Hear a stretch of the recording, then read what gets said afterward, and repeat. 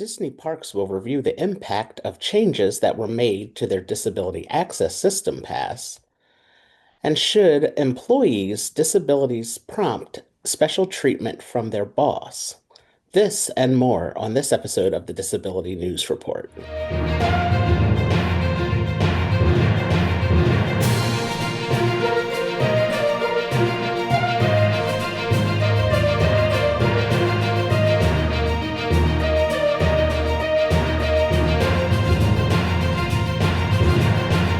This is the Disability News Report with host Arthur Aston. On a previous episode of the Disability News Report, we shared a story about recent changes that were made to the Disability Access System Pass, known as the DAS Pass at Disney Parks. Here is an update to that story. A Disney shareholder recently sent a proposal for Disney to review their changes that were made to the DAS Pass. The shareholder asked Disney to hire an independent expert to review the risks associated with the changes to the DAS Pass. These risks include legal, financial, and reputational risks. It also asked Disney to evaluate their policies against international accessibility standards and Disney competitors. To ensure accountability and transparency, the shareholder requested that Disney provide a summary of the findings that were to be made public. The proposal states that the changes that were made to the Disability Access Service Pass in 2024 and 2025 have been a growing crisis for shareholders, citing the following. Pending litigation. A class action lawsuit alleges that the changes made are in violation of the discriminatory exclusion clause found in the Americans with Disabilities Act. Sustained negative coverage. Guest complaints about the DAS Pass have been reported by major news outlets. Safety concerns. A recent incident at Disneyland resulted in a guest getting stitches because someone perceived a disabled guest as line cutting when they had been told someone was holding their spot in line because the disabled guest was denied a DAS Pass. Market exposure. Fear that disabled travelers will stop visiting Disney parks because they no longer qualify for the DAS Pass accommodation. This proposal will be included in the 2026 proxy materials for shareholder consideration at Disney's annual meeting. We will be sure to provide any additional updates that come from this story.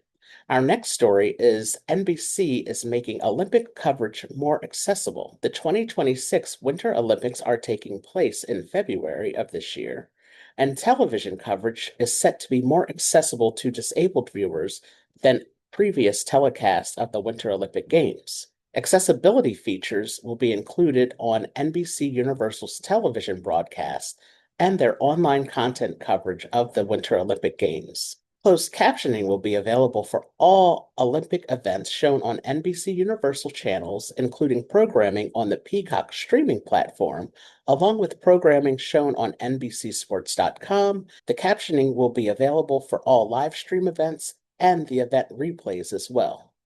Audio descriptions will also be available on some of the live streams and replays that are shown on NBCOlympics.com, NBC.com, and the NBC Sports app. Audio descriptions will also be available on some of the NBC live streams and replays. They will also be shown on NBCOlympics.com, NBC.com, and the NBC Sports app. Support for screen readers, improved keyboard navigation, and color contrast options are among some of the additional accessibility features that will be available on the digital platforms. Amy Rosenfeld, Senior Vice President of NBC Olympic Productions, is stated as saying, "We're thrilled to continue our commitment to providing all viewers with more accessibility to our Winter Olympic coverage than ever before. It is only fitting that an event of such magnitude deserves top-tier audio descriptions and closed captioning services." This is such a great thing to hear from NBC that they are providing more accessibility features to their Olympic game coverages this winter. And we hope that this continues to be something that they strive to continue to improve. It is so important that this coverage is accessible to all of their viewers. So thank you, NBC, for making this happen for this year's Winter Olympic Games. We look forward to watching all of the coverage in the coming weeks. Our next story is Woman Without Arms shares the three compliments she wished people would stop saying to her. Disabled people are often seen as and called inspirations by those who do not have disabilities. This is something that is sometimes said to the disabled person for simply doing everyday tasks like grocery shopping. We often hear things like, I could never do what you do. I should stop complaining about my life. God gives the hardest struggles to the strongest people. These are just a few of the sayings that people without disabilities often say to those who are disabled. Those who are saying these things feel as if these sayings are compliments to the disabled person. If you do not have a disability, did you ever stop to think how these compliments may make those with disabilities feel? Jackie Lopez is using her social media platform to say, please stop with these types of compliments to disabled people. Jackie, who was just 3 years old when she lost her arms in an accident, has trained herself to use her legs as arms and her feet as hands to do tasks like cooking, eating, and playing video games. She believes that saying these types of things to disabled people is problematic.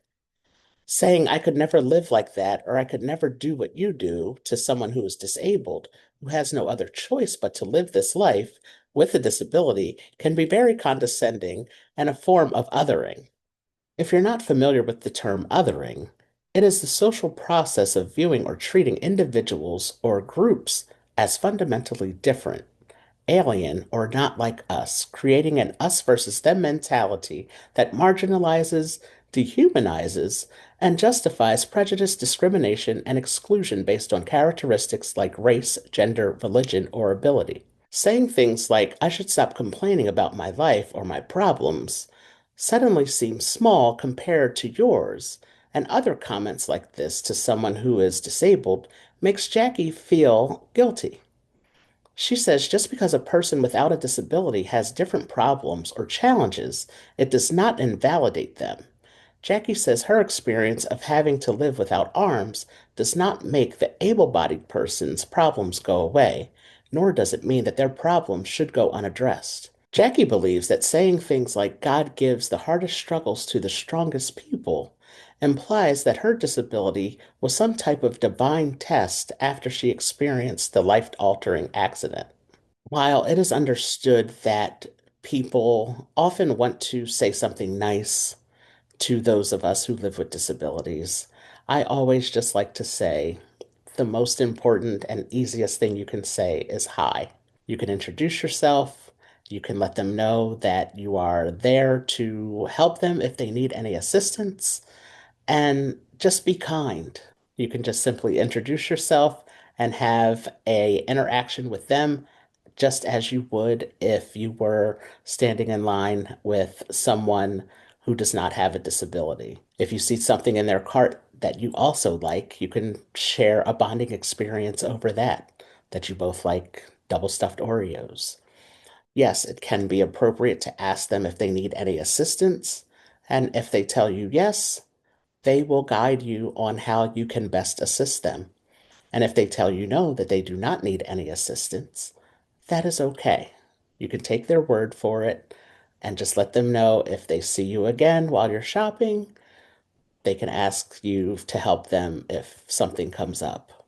It is important that we have voices like Jackie's out there in the world on social media raising awareness about this specific topic. We hope that Jackie continues to share her story and her experience and to continue educating others on how they can have appropriate interactions with those of us who have disabilities. Our last story is, should an employee's disability prompt special treatment? Ask Johnny is a weekly column in USA Today. This week, Johnny was asked the following question: should an employee's disability prompt special treatment? The person who wrote in asking the question stated that they recently disclosed their disability diagnosis to their employer.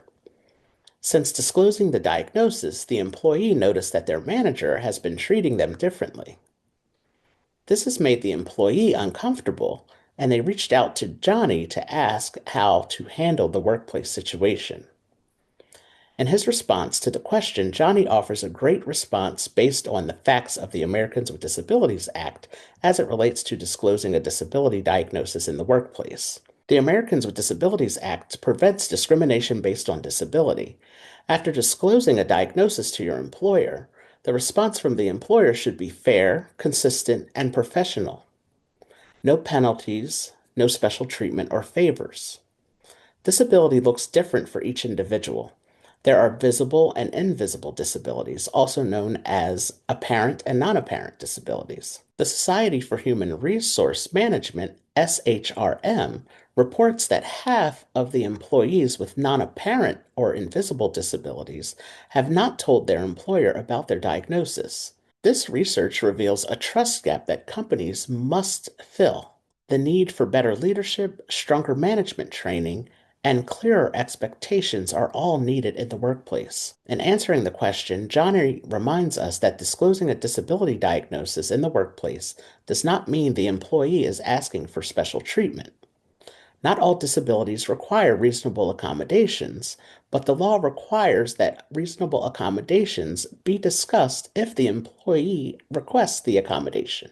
This does not mean the manager should change the employee's assignment, lessen their expectations for the employee, or treat the employee any different than before. He also offers advice to the managers and others in positions of authority in businesses, and that advice is to remember that all employees, whether they have a disability or not, have their own life experiences and challenges that they bring to the workplace that are not revealed through their resume. And because of this, all employers should lead from a place of empathy.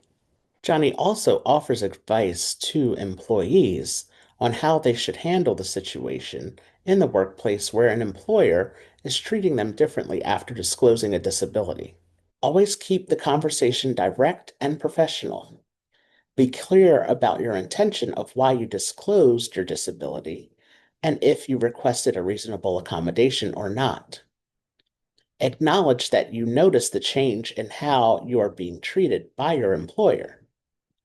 Clearly and firmly state that you are not looking for different expectations and ask how you and the employer can align on what success looks like going forward.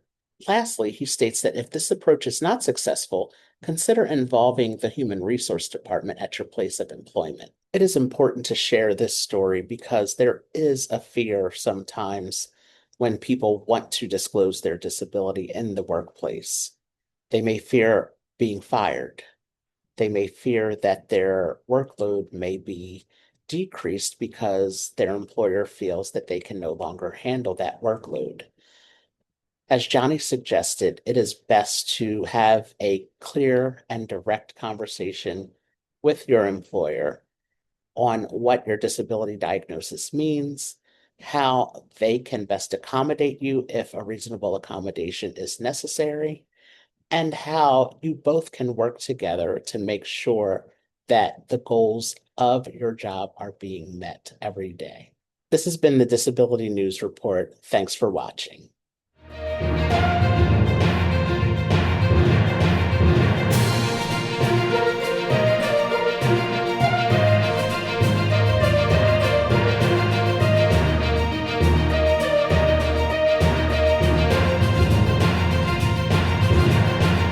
This is the Disability News Report with host Arthur Aston.